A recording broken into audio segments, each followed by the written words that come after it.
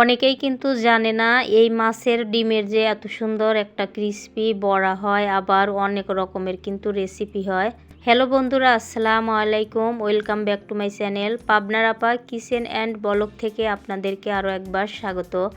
আমি আপনাদের মাঝে শেয়ার করব মাছের ডিমের বড়া রেসিপি। আশা করি রেসিপিটি ভালো লাগবে। ভালো লাগলে ছোট্ট একটা লাইক দিয়ে শেষ পর্যন্ত যুক্ত থাকবেন প্লিজ। তবে চলুন দেরি না করে মূল রেসিপিটি শুরু করা যাক। এখানে আমি মিনার কাপ মাছের ডিম নিয়েছি, আর অনেকগুলা পেঁয়াজ কুচি করে নিয়েছি। আপনারা কাঁচামরিচ কুচি করে নিতে পারেন। এখন আমি বড়া বানানোর জন্য সব কিছু একসাথে সুন্দর করে মেখে নেব।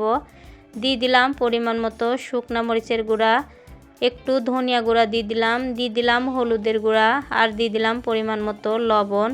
এখানে কিন্তু ভাজা জিরার গুঁড়াও দিতে পারেন, আমি দিই নাই। এখন আমি এখানে বেসন দিয়ে দিচ্ছি, আর দিয়ে দিচ্ছি সামান্য একটু ময়দা। তবে এটা চেলে দেব, অনেক সময় বেসনের ভিতর কিন্তু দলা দলা ভাব থাকে। এই যে চেলে দেওয়ার কারণে দেখতে পাচ্ছেন এখান থেকে কিন্তু অনেকটুকু ময়লা বের হয়েছে।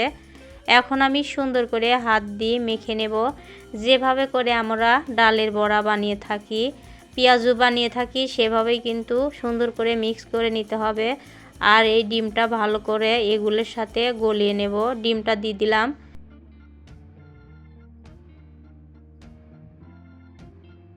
এ পর্যায়ে দেখতে পাচ্ছেন ডিমটা দেওয়ার পরে ভালো মতো মিক্স হয়ে গেছে, সুন্দর একটা কালার এসেছে। এখন আমি চুলার উপর কড়াই বসিয়ে দিয়েছি, কড়াইটা গরম হয়ে গেছে। এই যে বড়াগুলো ভেজে নেব। তেল দিয়ে দিয়েছি, তেলটাও কিন্তু গরম হয়ে গেছে। এখন আমি একটা চামচ দিয়ে এভাবে করে বড়ার শেপগুলো দিয়ে দেব। আপনারা কিন্তু হাত দিয়েও দিতে পারেন। আর আমার বড়ার রেসিপিটি যদি আপনাদের কাছে এতটুকু ভালো লেগে থাকে, প্লিজ ভাই বোনেরা একটা সাবস্ক্রাইব করে পাশে থাকবেন, লাইক করবেন, কমেন্ট করবেন, শেয়ার করে দিবেন। আর পাশে থাকা বেল আইকনটি অন করে দিবেন, যাতে আমি কোনো নিত্য নতুন রেসিপি ছাড়লে আপনাদের মাঝে আগে পৌঁছায়।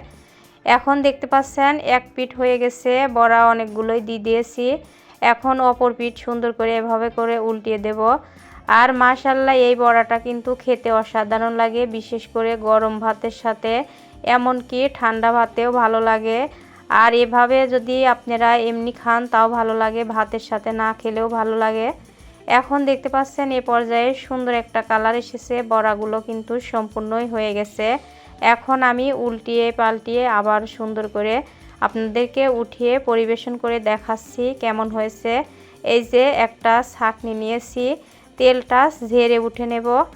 আর এভাবে আপনারা এই বড়া একবার হলেও বাসায় বানিয়ে খাবেন, বারবার কিন্তু খেতে মন চাইবে। এই যে তেল ঝারিয়ে উঠে নিলাম। এখানে একটা প্লেট নিয়েছি, প্লেটে পরিবেশন করে নিচ্ছি। মাশাআল্লাহ সুন্দর একটা আওয়াজ হচ্ছিল, কিন্তু এই বড়াটা যখন প্লেটে রাখছিলাম অরিজিনাল আওয়াজটা আপনাদেরকে শোনাই নাই।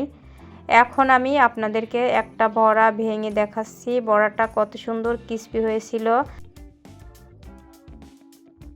এই যে দেখুন, একটা বড়া আর একটা বড়ার সাথে লাগাচ্ছিলাম, সুন্দর একটা আওয়াজ হচ্ছিল।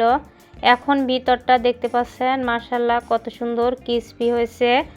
তবে আজকের মতো রেসিপিটা এখানেই শেষ করছি। অন্য কোনো দিন অন্য কোনো নতুন রেসিপি নিয়ে আপনাদের মাঝে দেখা হবে।